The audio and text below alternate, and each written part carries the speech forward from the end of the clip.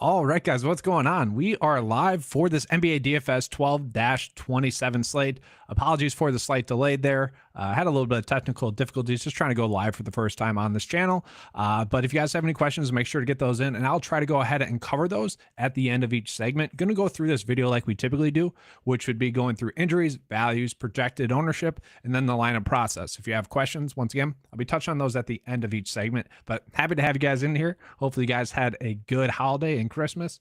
But yeah, let's go ahead and get into it. So starting with the injury news, we know that John Wall is going to be out. Okay. Not a big needle mover on the slate as a whole. The biggest injury news, I guess, that we have to start out with would probably be looking at someone like, let's just say Clint Capella. And that's the earlier game. So I'm just going to start with that.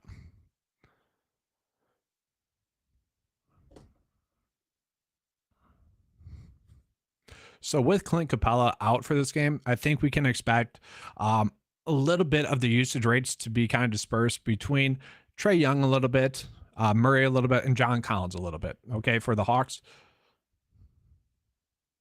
And with that, like Murray and Trae Young are kind of both, I don't want to say they're priced up too much, but let me look at the odds, I guess, as well real quick on that game.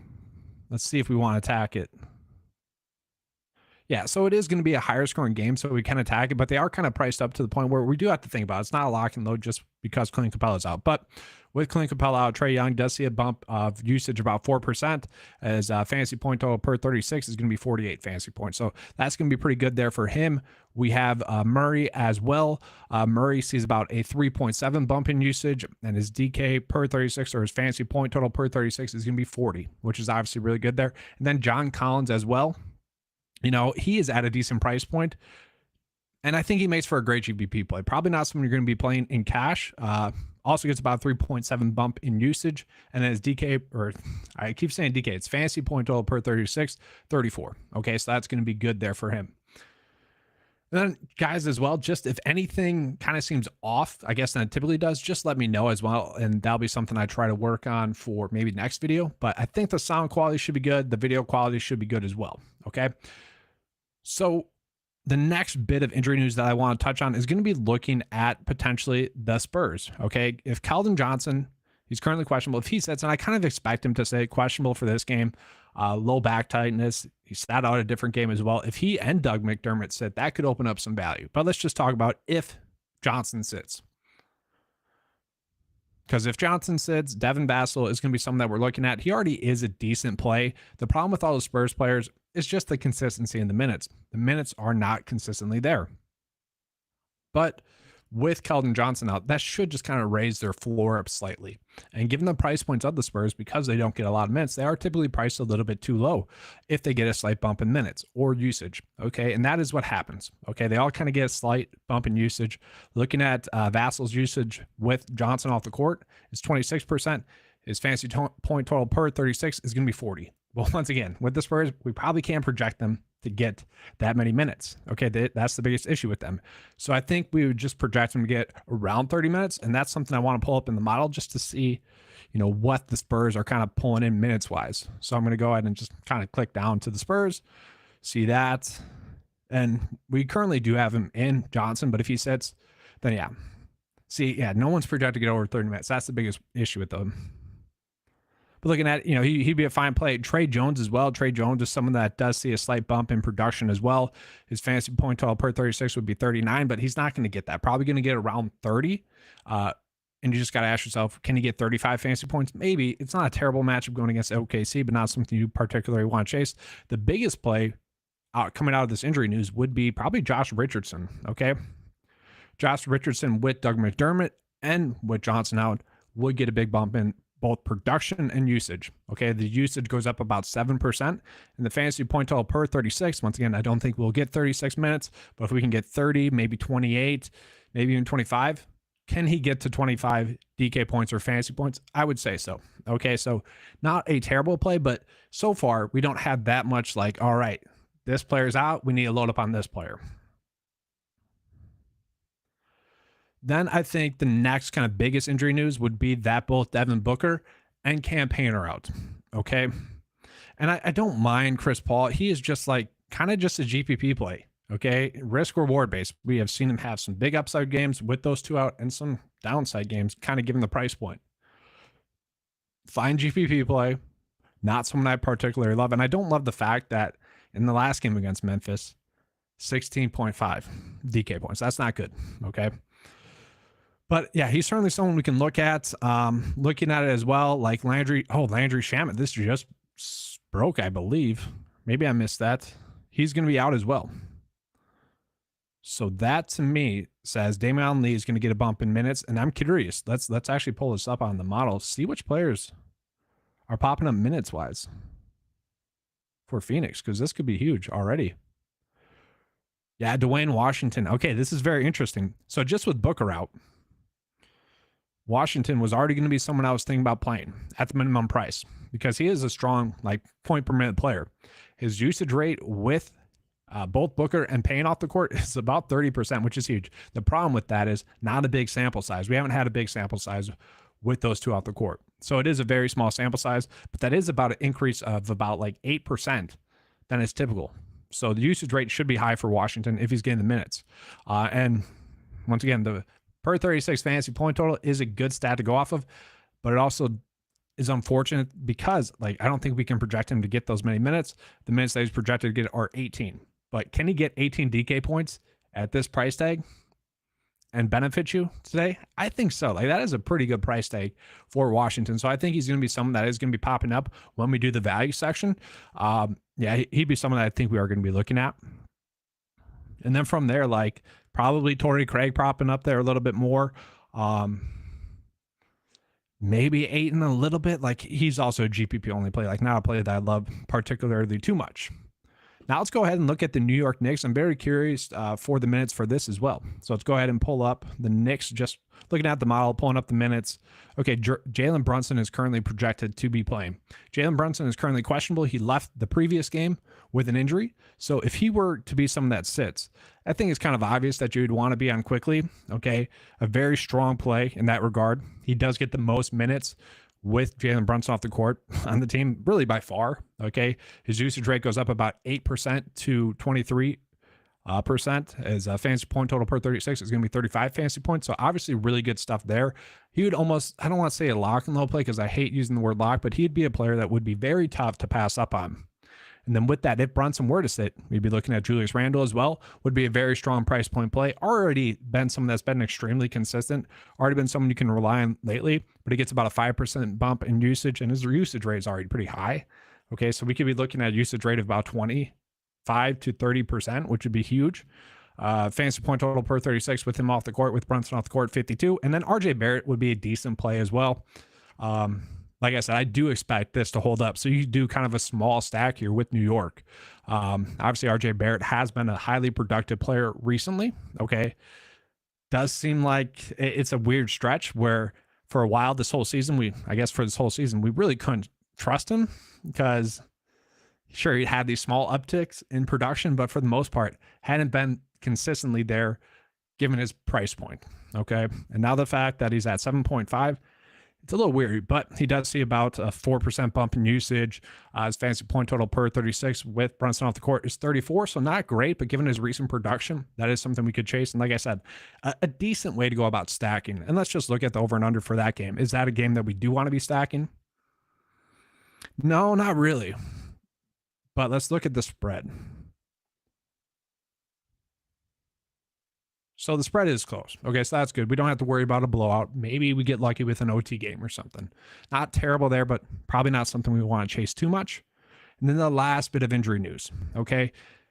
It's going to be Sabonis. And I don't know if you guys listen to NBA radio at all on Sirius XM.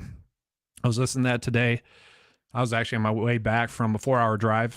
Holidays, had to do some traveling, which is why there wasn't a video out yesterday. Try to get one out. Just internet problems and whatnot. It was a little bit of a struggle there. But on my drive home, I was listening to that, and they were saying that Sabonis had missed shoot around, but that they expected him to play, that he was going to try to play through this injury. So that's kind of what we need to get news on. Is he going to play or not? And if he does play, what would that be like? Because, if you're an NBA player, if you're a center and Sabonis gets the ball, you're probably going to try to swipe down at his hand. I believe it's a thumb injury. So a thumb injury. You're going to try to swipe down at his hand. And then, maybe that's bothering him too much. Maybe he can't actually play through it. So he would be a risky play. So that's my long way of saying, like, maybe regardless, Sabonis is not going to get as many minutes as he typically would. Then we'd be looking at potentially Monk as a play. Okay, Monk actually has the most minutes really by far with Sabonis off the court. Decent usage rate of about 26%. Fantasy point total per 36 is going to be 38 with Sabonis off the court. So not terrible. Fox also averages 50 fantasy points per 36 with Sabonis off the court. And that's a play that I do like a lot given the price point. That's kind of why I made him the cover boy today, because he should be a strong safe play. And I haven't looked fully at the model. Okay, I'm sure he's going to be popping up there as well. And then we're looking at Me Too as well, the center. Could be someone that you like. A decent DK point per minute player. If he is someone that does get more minutes, he'd be an okay play. Like his usage rate with Sabonis off the court is 17%. If he were to get like 20 or so minutes, I do think he could potentially get 20 minutes, but we got to see. It could be Trey Lyles stepping into some more minutes. We just don't know that just yet. Obviously, that's a late night game, which is unfortunate. Maybe the best way to go about attacking the Kings once we get that injury news is via like showdown. Maybe you could potentially do that. That could be the route to go.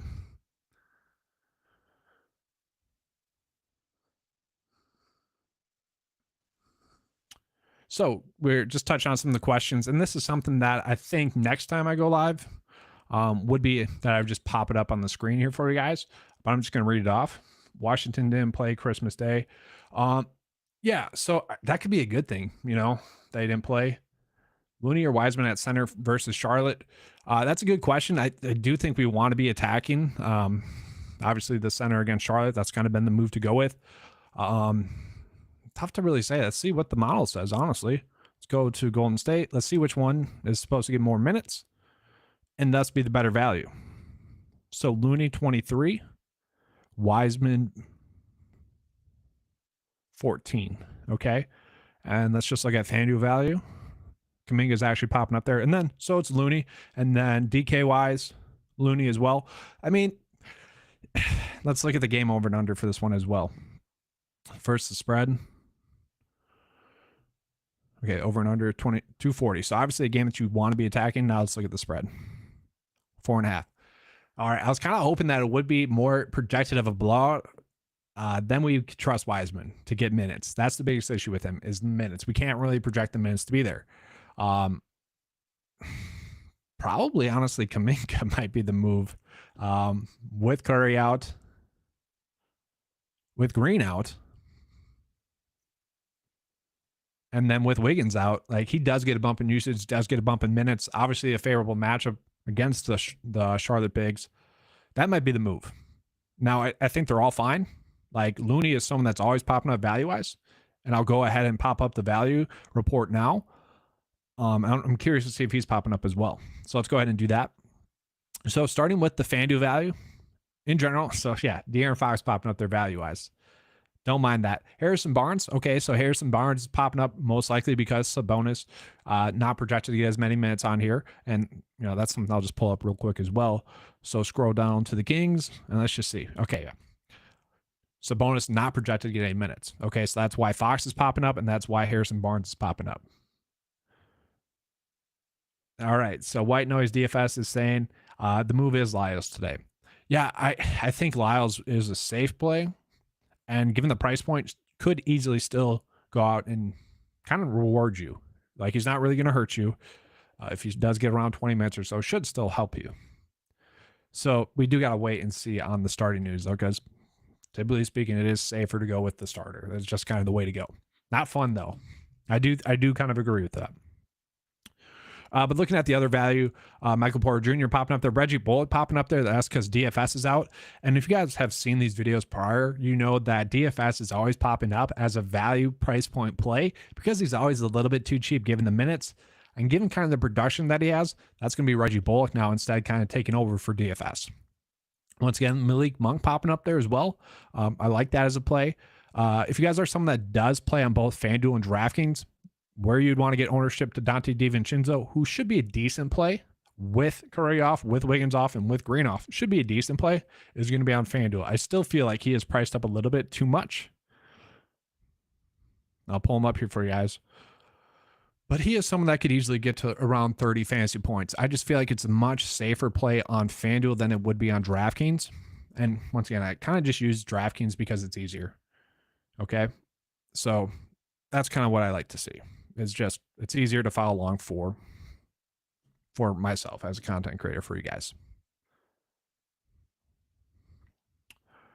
The thing with this is a big 10 game slate. So we are getting a bunch of value here, guys. One thing I just want to look at, I'm going to look at minutes. I'm going to bump up the minutes a little bit more here, just so we can get a nice kind of indication of who the top players are that are going to both have a safe floor. And once again, I'm going to actually decrease the salary here, just so we can really see who are the best values and safe values. Okay.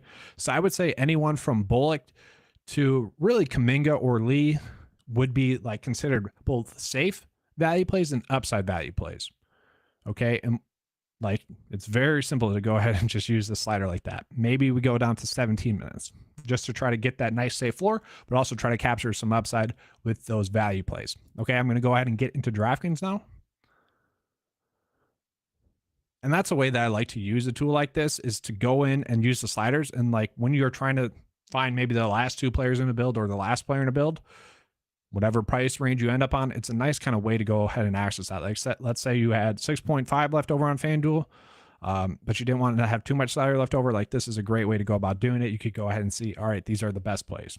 Now that's a easy constructed way to go about using that. I like Washington for FanDuel. And once again, sorry, I keep getting off track. I'll touch on the questions at the end of each segment here. Okay. So yeah, touching on the DraftKings value. Fox is popping up there. Jabari Smith. Let's see the minutes here. Yeah, a lot cheaper on DraftKings than he is on FanDuel. Minutes wise, 30. I don't hate that. I just wasn't someone I was really popping up. Let me pull him up here real quick.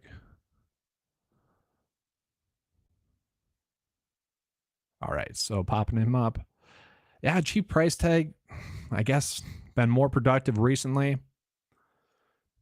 That is interesting. So, I mean, definitely someone you can consider on DraftKings and probably just not playing at all on FanDuel, just given the price discrepancy there, but a decent play. Jalen Williams popping up there. Yeah, Jalen Williams is a lot cheaper on DraftKings as well. I'm not sure if I am gung-ho about him really at all as a play, but at the same time, Robinson Earl is still out. He is expected to start. Has been getting the minutes there. Like a very strong price point play. Is he someone that might be in a GPP winning lineup? Probably not. But is he someone that could be in a profitable lineup for you? Probably. Okay. I don't mind that, but it does feel like a guessing game there for the Thunder between Alexei. He has been someone that, if he gets the minutes, very productive. We just can't guarantee that. Kenrick Williams, kind of been someone that has been getting the minutes, just hasn't been overly productive, kind of just more of a shoulder shrug play. I talk about that a lot. What I mean by that is just if you end up on him, you're kind of just, to close out your build, you're kind of just shrugging your shoulders and going with it. Like, he is kind of that today. And Baisley, the minutes haven't been there for him recently, so tough to trust that. And yes, coming in off of an injury, but wasn't there in the previous game. So I guess if you were trying to target him, you would kind of just mix it up. All right, and then still we got Harrison Barnes popping up there, Steven Adams popping up there, Zubac. Jeremy Sochan, I think, is a very interesting price point play on DraftKings, and I'll pull him up here as well. Because once again, if Doug McDermott and if Keldon Johnson are out, he would actually be someone that we could see benefit. And he has been someone that has been getting some more minutes in replace of KBD, okay? His minutes have been really low lately, and Sochan would really step into kind of could kind of lock in his minutes pretty much to get around, let's say, 25 to 32. Okay. And if that happens at this price tag, he could be someone that really goes off. Obviously not a play that you would trust, but he could be someone that we would be looking at in that sense. And then let's just see if there's any other values that are popping up. I mean, obviously Bullock, Aiden popping up there, White popping up there. He's okay. Alexei popping up there. Al Horford as well. Kind of Priced up a little bit though. Al Horford now. Dort, an okay price point play. Like if you're trying to play him, you're playing him on DraftKings. Same thing with Pat Bev. I don't feel like any of these guys are must plays though. I do really like Washington. I think he is a strong GPP play. Maybe not a strong cash play, but a strong GPP play. All right. Got to the end of the segment. Let's go ahead and get into those questions. All right. So thoughts on Haliburton? Let me pull them up here for you. Get to that indie game. Okay. So let me pull up the live odds on that game as well real quick just to see. Projected to be a close game. Obviously, we love that. Over and under for that game. Higher scoring game as well. So yeah, that he is a good play. I mean, there's no denying that. My typical strategy, and I wouldn't say this was a terrible night shooting, but obviously from 3-point land it is. I like attacking players coming off of a poor shooting night because chances are they're going to bounce back in a strong way and have a good night shooting. Okay. The rebounds weren't really there, but that's fine. Assist down a little bit. Yeah, I think he makes for a pretty strong kind of stacking play. If you are trying to chase this game, it's a play that makes sense. Like I said, with Capello out, we do see Trae Young, Murray, and even Collins get some appeal. So I feel like if I were playing Haliburton, I would try to maybe game stack it a little bit. Probably play him at point guard. Maybe Buddy Hield as a GPP only play, hoping that he gets hot from 3 and gets around 35 points. I don't know if that's a need though. I mean, maybe you just be playing him and then running it back and potentially going John Collins, maybe Murray just because he's cheaper, and then filling in with some of the value. Like I don't mind that route. Sochan is huge chalk. Okay, we'll get into the ownership section here in just a second. Let's see here. Is Randall a lock if Brunson's out? I hate using the lock word. I'm not going to say he'd be a lock. But I would say that a stack with the Knicks becomes highly appealing in that game, okay? Because you could easily run out quickly, and then you could easily go Barrett and then Randall. Obviously, Randall's floor, I think, becomes a lot higher, but he's already had a pretty good ceiling recently. It's tough to see him really producing much more than that, but I think we could be securing, I don't want to say lock once again, but around like 45 fantasy points. Then the question is, how much more can he exceed that? Obviously, does average 50 fantasy points with Brunson off the court. So, a good play. But once again, I kind of like that more of a stack. Okay, and then just reading through the rest of them. Okay. And yeah, if you guys want to chat with yourselves or with each other, I guess, in the chat, that is perfectly fine. Okay. That is what we're here for. We want this to be a good, useful tool for everyone. If you guys want to spit some ideas together, I'll go ahead and do that in the chat.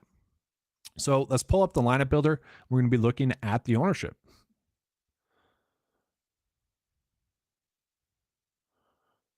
Let me format this here. Okay. And so this isn't something that I've refreshed since the video started, but yes, Sochan looking like chalk. So I don't know if he's like must play chalk. I would say, I wouldn't say he's like 39% owned. Like I wouldn't say we need to go out of our way to play him. Okonkwo popping up there as well. He is someone that benefits with Capello out the court, but I don't know. I guess I've been burned by him with Capello off before, and I don't exactly trust it too much. But once again, in a game stack is appealing. Alexei, I think, has more upside than Sochan at a similar price tag. You can play him at both forward and I guess you can only play Sochan at forward, but you can play Alexei at forward or center. So that's going to be more appealing to me at a similar price tag, and I feel like he just has a higher ceiling. Dort popping up there. That's interesting. I guess he is priced down a little bit. Jokic at a very cheap price tag going against the Kings. That is appealing to me. A lot of people are liking Aiden. That does make sense. Should be a safe play. Sengun still very cheap.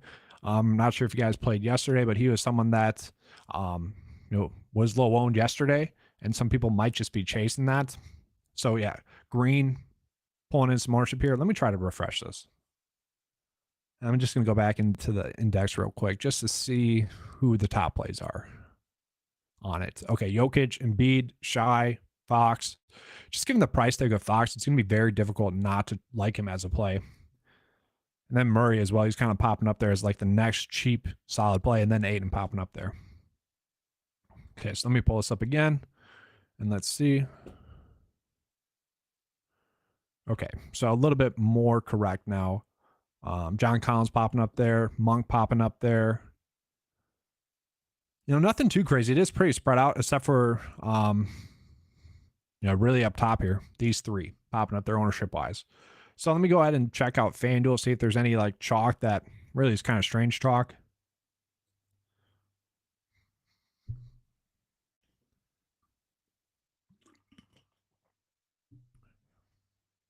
And while you guys are in here, make sure to give a like and subscribe. That helps us be able to know to continue to put out more content like this. Obviously, we enjoy doing it, but the more you guys can help us, the more we can help you. It's pretty much as simple as that. So make sure to smash that thumbs up button.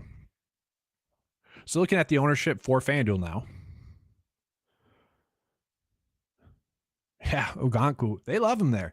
The public does. So let's go ahead and pull him up here. I just want to pull him up again. So I know he just went off, and he is a strong DK point per minute player. Like I said, I just kind of, I don't know. I just feel weird trusting him. That's really what it comes down to, and that's probably just the bias, to be honest with you guys. Strong price points. Let's see how many minutes he's projected to get. I'm going to go to teams just to make it easier. Let's see here. Minutes, 28.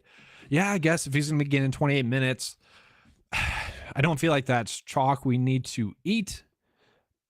But at the same time, he should be a good play. I don't know. I feel like Collins is a great pivot off of him. I just, upside's pretty much the same. I'm kind of struggling with that. I just am. That, like I said, probably a personal bias because I really hammered Ogankwu for a little bit there, and one of the nights just burned me. So, that's part of DFS. Probably going to be a good play. LaMelo Ball on FanDuel, really just a standout play there. He is going to be someone that's going to be tough not to like. Malik Monk, a little bit cheaper on FanDuel, should be a good play. Alex Len, obviously we were talking about Len a little bit earlier. If he is starting, does make sense as a play. Honestly, if you are someone that makes like two builds or multiple builds, not just one, I would maybe just mix and match that between Lyles a little bit and Len. And then probably load up more on Fox on DraftKings for sure. He's still very cheap on FanDuel as well, though. I thought he'd be higher owned, honestly, on FanDuel than he is, just because it's a very cheap price tag. But maybe the upside is just not there as much, and that's probably what people are struggling with. But 50 fantasy points on average per 36 with Sabonis off the court. And once again, do not be shocked if Sabonis plays. Okay. I'm not sure how much you guys would trust NBA radio too much. A lot of the times it's just guys talking. But they said he was expected to play, and that was when or that he was going to try to play through it, I guess is what I should say.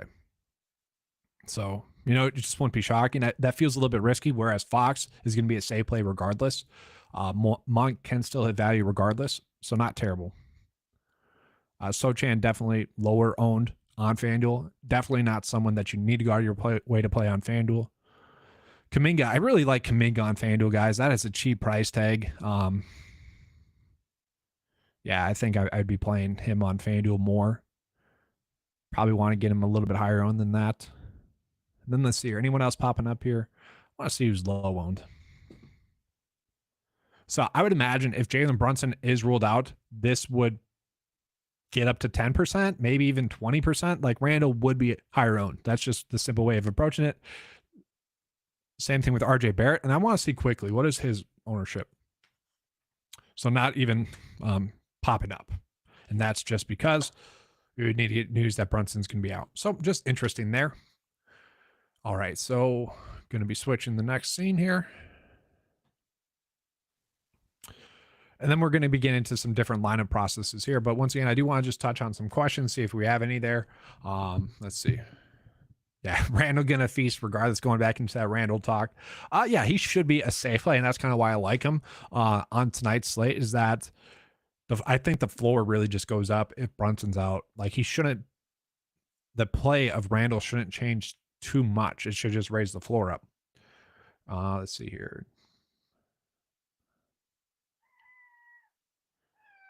Yeah, so just talking about there's a question, any love for Atlanta? I like Trae Young, I like Murray, and I like Collins. And I think that game is a game that you can stack. Kind of run it back with Halliburton. My issue is I am kind of struggling to run it back with someone else.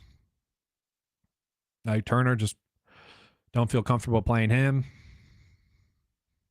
They're kind of just spreading it out too much. Indy. And maybe that's part of the appeal is that it's going to be low round. It's a game that you do want to attack. Potentially. So and the next question here is, once again, I'll try to get this to pop up on the screen as well for the next live stream. If we continue to do this, it does seem like it's doing pretty well, so we might. Once again, if you guys enjoy the live stream, make sure to give a thumbs up. But the question is, what's the bonus probably going to miss? Do you think playing Jokic is risky? No, I don't. Once again, I don't know if that's really confirmed. No, I mean the price tag is pretty good on Jokic there. Let's just say the game potentially does become a blowout, and let me pull up the odds as well. The odds should tell us the story on that. I just want to see the spread actually. Yeah, the spread's still pretty close. And actually, let's look at the over and under again.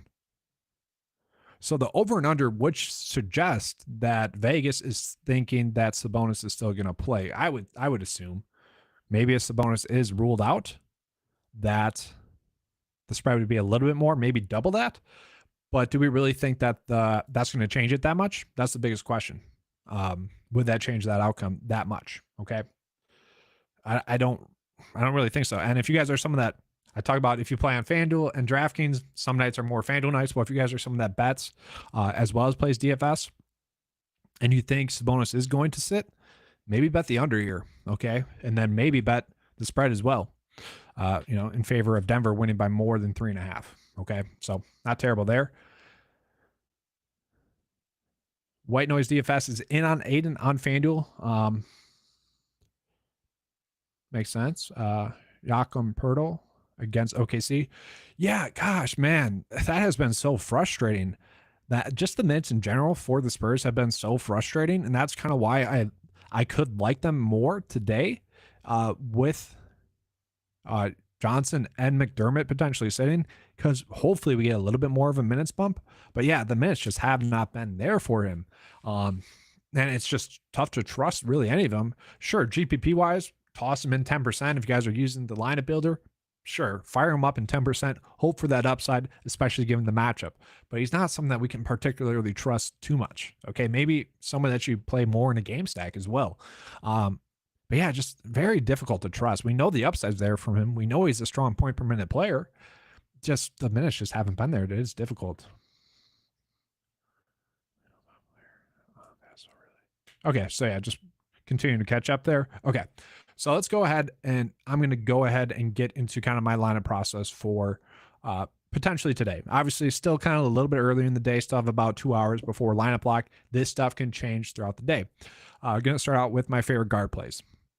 You guys know by now, I don't love touching on the top plays on the site. Like Luka, once again, if you guys can afford to pay for him, by all means do so. And on a big slate like this, I typically do like to throw in some studs and duds builds, just knowing that as the night progresses, we should be getting some decent value. So I don't mind that route. But I do think someone like Shai does make a decent amount of sense. Gets a good matchup. Wouldn't be shocking to see him go for 50 plus DK points against the Spurs. Should be a safer matchup play as well. He was someone that was popping up on the model as well. LaMelo Ball, I did touch on him on FanDuel. He is someone that you do want to be playing. Okay, currently questionable though. Listed as probable. Yeah, on FanDuel, much cheaper. I think he'd be someone that you're going out of your way to play on FanDuel. On DraftKings, you kind of have to think about it. I think this game has a little bit of potential to be a blowout.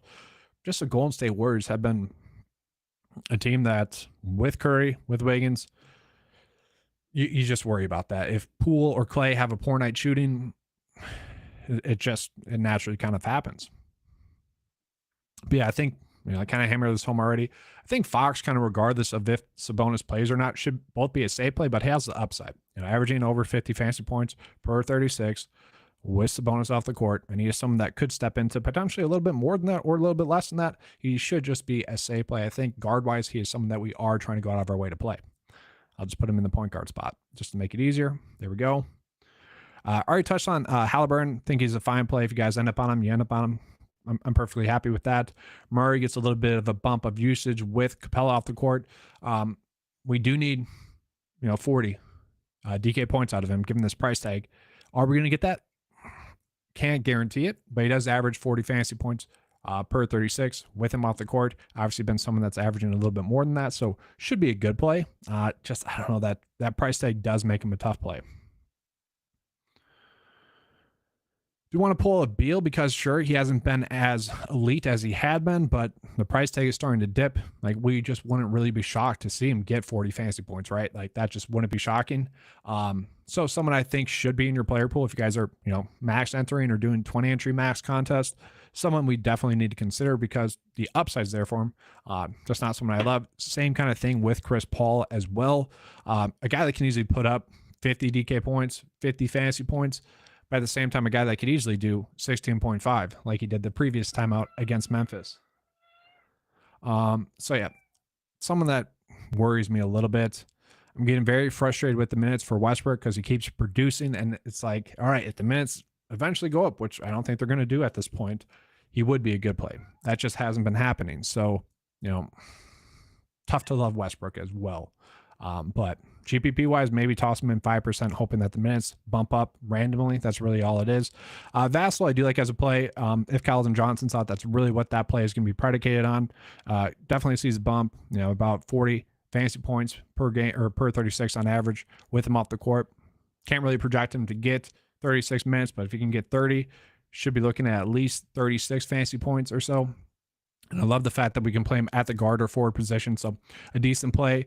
Dante DiVincenzo, kind of same thing, a little bit cheaper. I think we're going to be getting around, let's just say 25 to 36 fantasy points from him with those players off the court for Golden State. Love the fact that we can play him at guard or forward. Trey Jones is someone that would be popping up a little bit more for me. If Keldon Johnson's out, let's see here. I really hope that Brunson sits because then quickly is going to be someone I'm trying to play. And I didn't really mention this, but let's see the other guards for New York real quick. Oh, there it is. I'm curious. I know Rose does have a decent bump in minutes with him off the court. I just wanted to see the recent production. Yeah, I don't know. I feel like Rose would be a tough play. Grimes, minutes have been there. Yeah, I feel like it would just be quickly Barrett and Randall at that point. So, yeah, probably just going quickly as a pay down play. Jordan Poole, I'm fine with as well. I didn't really mention him, kind of passed, went past him quickly there. A fine play. Once again, the minutes just haven't been there for him the last 3 games. I mean, the games just haven't been close. They blew out Memphis, and then the other 2 games, they got blown out. So, with the Golden State Warriors, it's really, do you think the game is going to be close? And against Charlotte, you would obviously think so, but man, it's just been tough to trust them. But if the game stays close, the Golden State Warriors and just Charlotte in general is a game that you want to be stacking because it should be a higher scoring game, a little bit easier to fit in there with some softer pricing.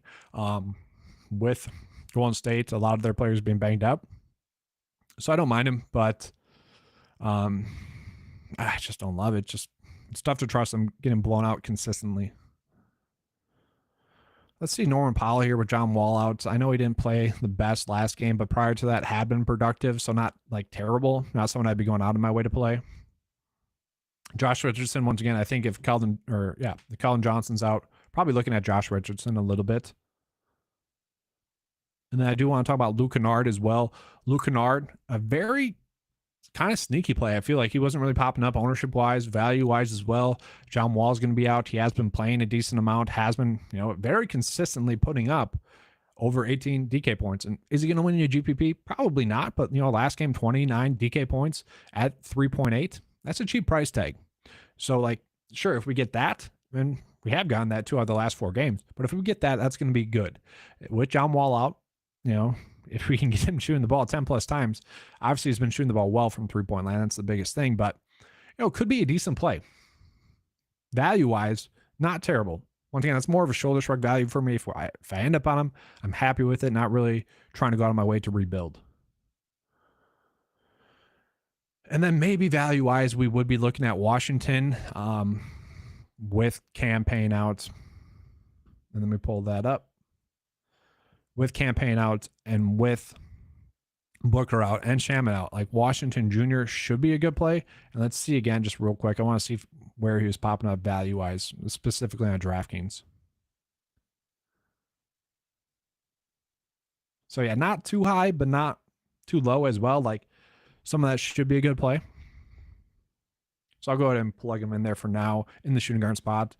I guess right now I'll go ahead and put Sochan in there, although I don't really love it. It's chalk. I don't love fading chalk, although I'd say he's far from a lock. Aganku as well. Let's just go ahead and put him in there as well. Just chalk that, maybe we just eat, especially for, a build like this where I'm trying to make it there for you guys. You can make some small pivots. Once again, still 2 hours before lock. This will most likely change just given some injury news that might pop up after this video is done. I could do Bullock as well, but let's talk about the other forwards that I like. LeBron, yes, I went this whole video without mentioning LeBron. Kind of crazy there.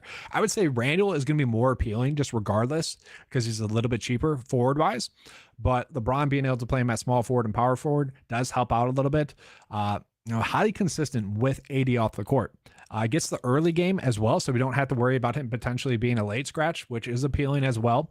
Consistently averaging, over 50 fantasy points per game with AD off. That's highly appealing. 10.6, very cheap price tag for him. I feel like he is someone that's going to be tough not to play, but eventually he's going to have a bad game, right? I mean, he's got to. It's just going to naturally happen, but still a cheap price tag. Like, I thought he would be 11K. Sure, he hasn't really broken a slate yet, and that's probably why he's that cheap, but I like that. Let's keep hammering that. I know Jason Tatum gets a great matchup against Houston, and he has been highly productive. Man, it's just it's sticker shock for me. Yeah, you could easily play him as well. I feel like I'd rather go LeBron or Randall than him. Still not a terrible play. Could easily end up on him. Randall, I already mentioned a decent amount. Should be a very safe play regardless of if Brunson plays, if Brunson sits. I feel like that's going to raise his floor up. So he has some of them trying to play as well. Other forwards that I like. Barrett, I'm fine with Barrett. Vass already mentioned. DiVincenzo already mentioned. Let's see. I feel like Torrey Craig's probably priced up a little bit too much, but at the same time, wouldn't be shocking to see him go for 30 fantasy points. So someone I probably would put in about 15% of builds. Austin Reeves, I feel like he is priced up a little bit too high. Okay, just slightly too high. 2 nights ago was a little bit cheaper, was easier to fit into a build, especially on a 5-game slate. Obviously, with this being double that, we don't really have to chase it. Would it be shocking to see him go for 28 like fantasy points or so? No, but at the same time, is priced up now a little bit too much to the point where not exactly someone we need to go out of our way to play. Then Alexei was someone that was pretty chalky as well. Maybe he was more chalky because you can play him on forward or center on DraftKings there. So that could be why. Like, I don't think he's a terrible play. Reggie Bullock was someone that was popping up as a decent value price point play. Minutes are going to be there. We know that. He's kind of just a shoulder shrug play for me. Let's see who else was popping up there. Just go with forward and power forward. Value-wise. Jabari Smith, yeah. He's someone that I do like. Jeremy Sochan. I don't mind him as well. So I'm going to go ahead and put Jabari Smith in here, and I think he's going to be a little bit over this. He is. So obviously we have to rebuild this, but not something that would be too hard to do. And then center-wise, let's see what else we got. Jokic, I do think Jokic is going to be a fine play regardless of his Sabonis plays. I know that was a question earlier. Ayton, I think, is going to be a kind of safe play, but also we could see an upside game from him. Like, that wouldn't be shocking. Last time out against Memphis, I think it was just like kind of a bad game for them. Like, I don't think we have to take too much out of that. It's just not something that gets you excited. It is something that, is a little bit eye-catching, but I think we just kind of write that off. Sengun, I do like GPP wise. Finally got a lot of minutes in the last game, and we've seen that now in 2 out of the last 3 minutes where he's gotten over 30 minutes. Given the price tag of him, this is a very cheap price tag. It wouldn't be shocking to see him get a double-double, and maybe that's more or less what we need to hope for, but a very cheap price tag for someone that wasn't too chalky, for someone that actually saw a price decrease from the previous slate. It is the back end of a back-to-back, and I always tend to worry a little bit more about a play because of that. But still a very cheap price tag for him. I know we already mentioned Jakob Poeltl, but don't want to go too crazy with him if you're going to play him. GPP-wise, he could have that upside, and he was 1 rebound away as well from a double-double. The minutes just haven't been there, and that's what sucks. Like, if we could project him to get 25 minutes, by all means, we'd play him, especially against OKC. Just can't. John Collins as well. I already mentioned him a few times. I like him. I think Jonathan Kuminga going to be a good play as well. Like the fact that we can play him at forward or center. Not really someone that's too chalky as well. I already mentioned him. More of a play on FanDuel though. Okay, more someone that you want to play there. Kevon Looney, someone that you could definitely look at. Not someone I love, but if he gets 25 minutes or so, wouldn't it be shocking to see him get 30 fantasy points, given the matchup with Charlotte? Obviously, if you're playing him, you're chasing the matchup with Charlotte. That's the same thing you'd be doing by playing Kuminga as well. Alexei, fine. Okay. Like, this is fine. Let me try to figure out a way to make this lineup work. You guys already know I don't really like Sochan that much. I mentioned that a few times. But I'm actually going to go ahead, and I think I'm going to go off of LeBron.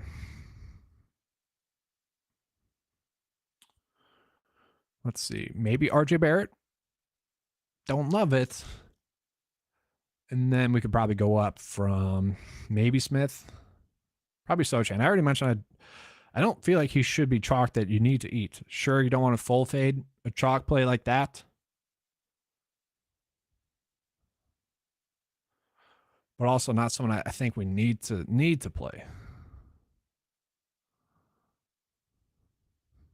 There we go. 6.6 left over.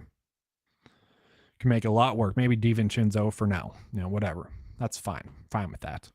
Okay, so let me go ahead and check out some questions, and I'll probably be getting out of here shortly here.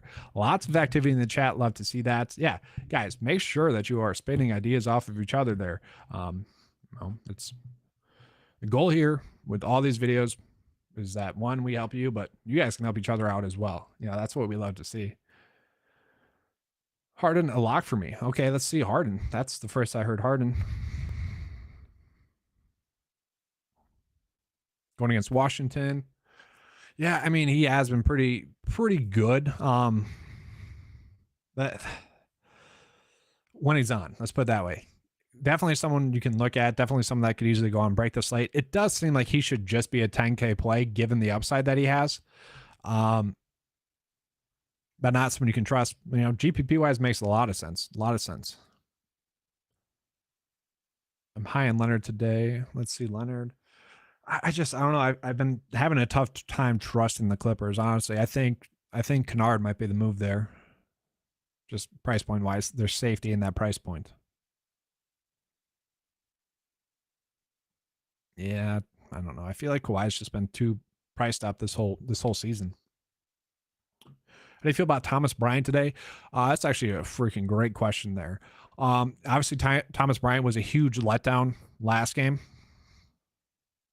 Didn't play that many minutes. The production was still there. It's tough to say. I think he is worth a look.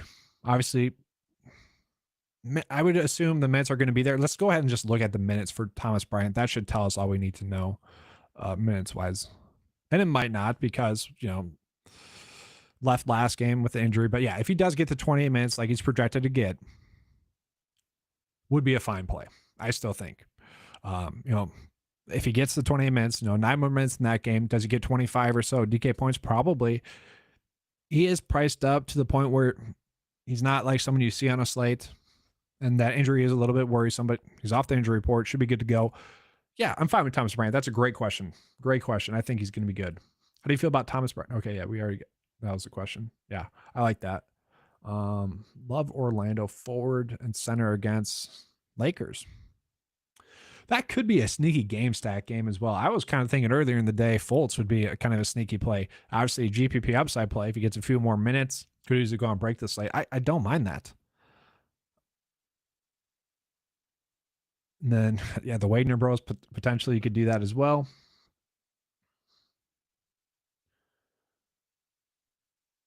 Okay. Last game without Maxey. So with it being Harden's last game without Maxey, you're trying to say that he will maybe get a few more minutes than he would typically, like he has been, and thus he's going to be a good play. Maybe. I don't mind that idea.